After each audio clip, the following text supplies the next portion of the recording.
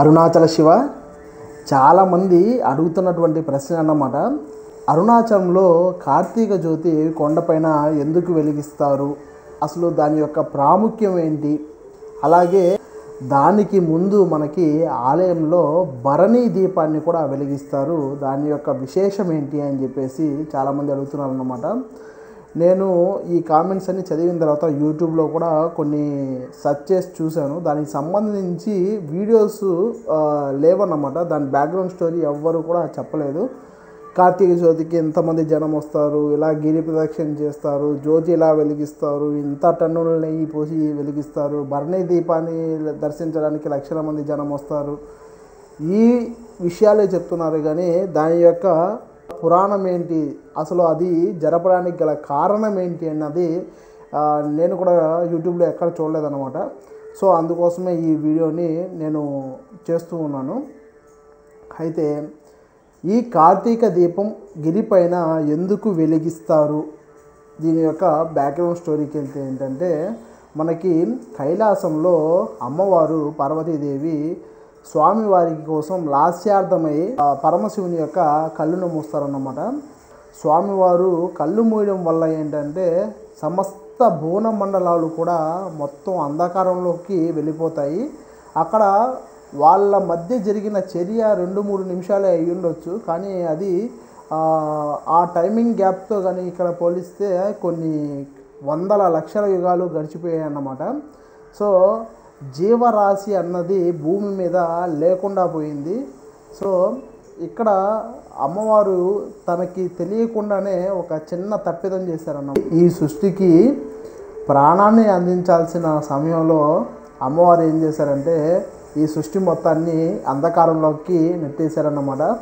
అది తెలియకుండా జరిగినటువంటి చిన్న తప్పిదము. దీనికి గాను అమ్మవారు భూలోకంలో పుట్టమని స్వామివారి కోసం తపస్సు చేయమని స్వామివారే సెలవు ఇవ్వడం జరిగింది. తర్వాత అమ్మవారు కాత్యాయన మహర్షికి కూతురిగా పుట్టడం, కాత్యాయనిగా మారడం, తర్వాత కాంచీపుర క్షేత్రానికి రావడం, అమ్మవారు అక్కడ ఒక సైకతలింగాన్ని పూజించడం, కామాక్షి అన్న పేరుని అక్కడ పొందడం, తర్వాత స్వామివారు ఇక్కడ నీ యొక్క కర్తవ్యం ముగిసింది, నీ యొక్క పాపాన్ని, నీ యొక్క కర్మ విమోచనము జరిగిపోయింది, స్వామివారు సెలవివ్వడము, తరువాత అమ్మవారు స్వయాన ఈ విధంగా తప్పు చేయడమే కాదు, మీలో సగభాగాన్ని నేను పొందాలి, శివశక్తిని నేను పొందాలి అని స్వామివారిని అడగడం, స్వామివారు అరుణాచల క్షేత్రానికి వెళ్ళి తపస్సు చేయమని చెప్పడం, ఇక్కడికి వచ్చి అమ్మవారు తపస్సు చేయడం, తపస్సు చేసిన తర్వాత మహిషాసురుడు అనే ఒక రాక్షసుని ఇక్కడ సంహరించిన తర్వాత ఖడ్గతీర్థంలో మహిషాసురుడి మెడలో నుంచి వచ్చినటువంటి శివలింగాన్ని చేతిలో పట్టుకొని అగ్నిశకల మీద ఇక్కడ తపస్సు చేయడం, తపస్సు చేసి ముగిసిన తర్వాత ఒకానొక సందర్భంలో గిరిలో నుండి కొన్ని మాటలు అయితే బయటికి వచ్చాయన్నమాట.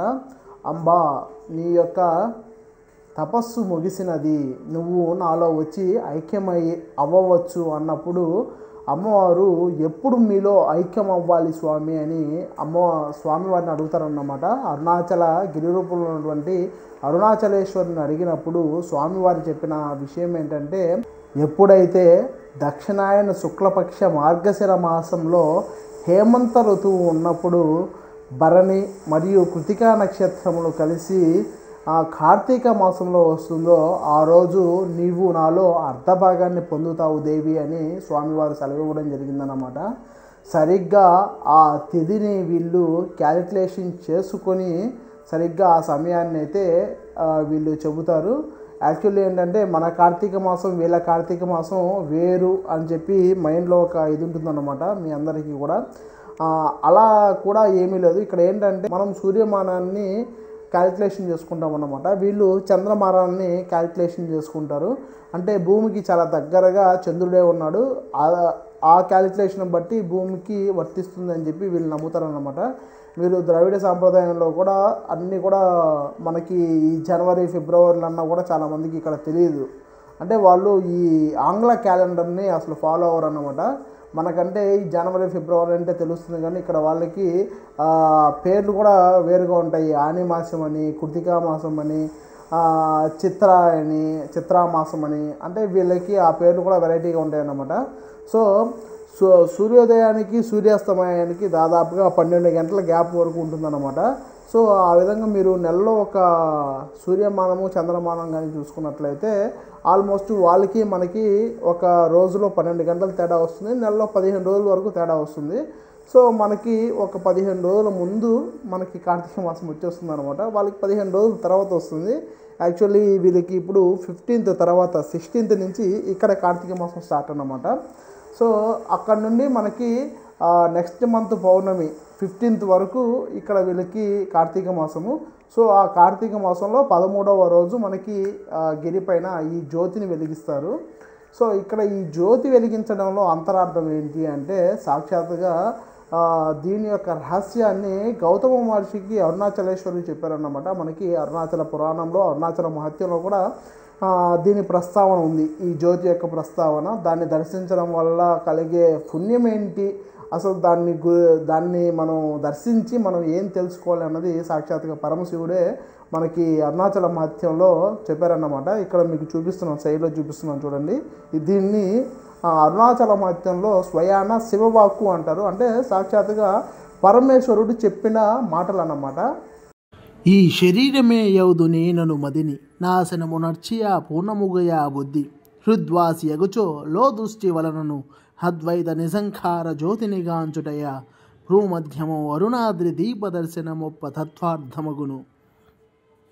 ఈ శ్లోకం యొక్క అర్థం ఏంటంటే, ఈ శరీరమే నేనని ఎన్ని రోజులు ఈ మదిలో ఆ భ్రాంతికి గురవుతూ ఉంటావు, అలాంటి బుద్ధిని మొత్తం కూడా నాశనము చేసి హృద్వాసి ఎగుచో లో దృష్టి వలన దృష్టి పెట్టి నీ యొక్క నిజమైన జ్యోతిని కాంచు. అది కూడా భ్రూమధ్యమున కనబడే ఆ జ్యోతి ఏదైతే ఉందో అది నీకు ఎదురుగా కనబడే అరుణాద్రి దీపదర్శన తత్వార్థమగును.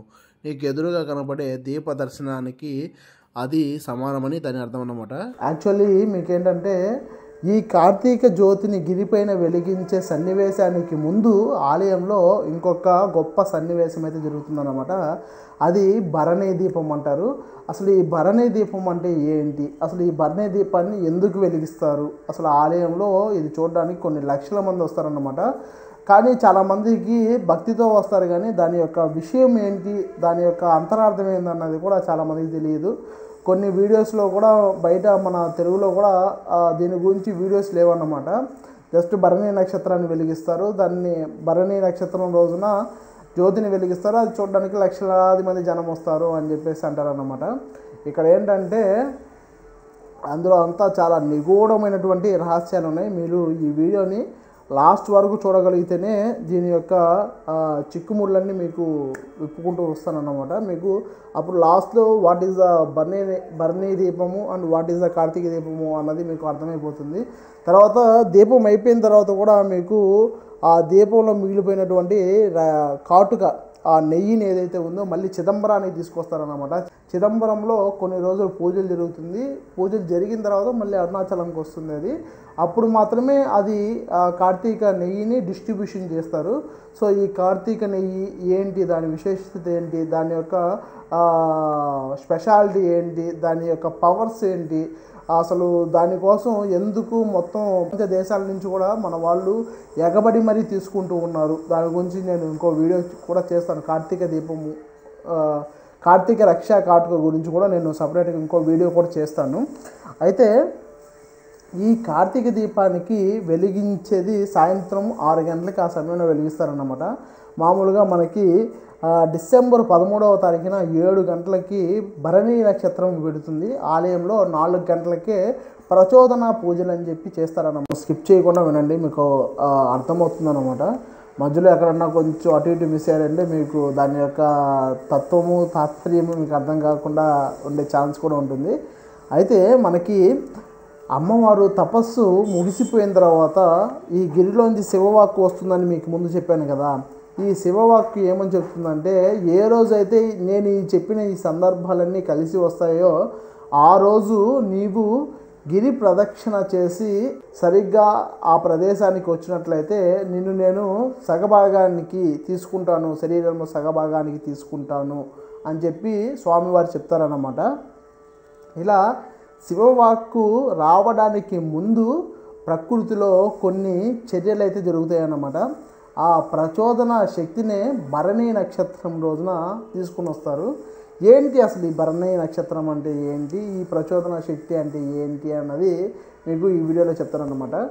మీకు మనకి శివమూర్తుల్లో 63, 64 శివతత్వాలు ఉన్నాయని చెప్పేసి చెప్పారన్నమాట. మీకు ఆల్రెడీ మన ఓల్డ్ వీడియోస్లో మీకు చూస్తే అర్థమవుతుంది.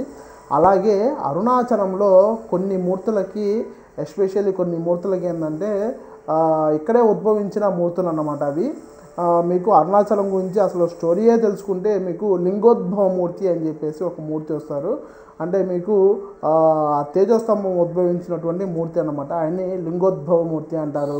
అలాగే సోమాస్కందమూర్తి, సదాశివమూర్తి, అలాగే నటరాజమూర్తి, ఈ మూర్తి తత్వాలన్నీ కూడా అరుణాచలంలో ప్రచోదన శక్తిని పొందినటువంటి మూర్తులు అన్నమాట.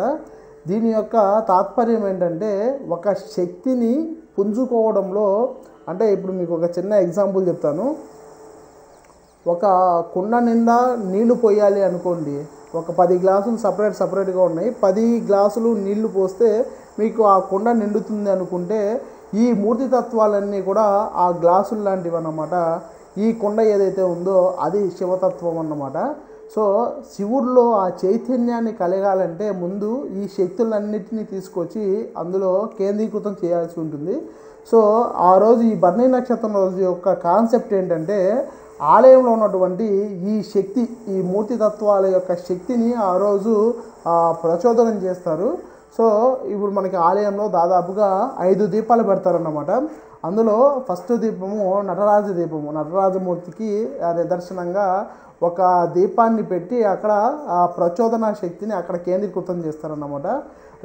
రెండవ దీపము మనకి సోమాస్కందమూర్తి, అలాగే చంద్రశేఖరమూర్తి, అలాగే లింగోద్భవమూర్తి, అలాగే సదాశివమూర్తి, ఈ 5 మూర్తి తత్వాలని ఆ రోజు ప్రచోదనం చేసి 5 దీపాలుగా శక్తిని బయటికి తీసుకొస్తారన్నమాట.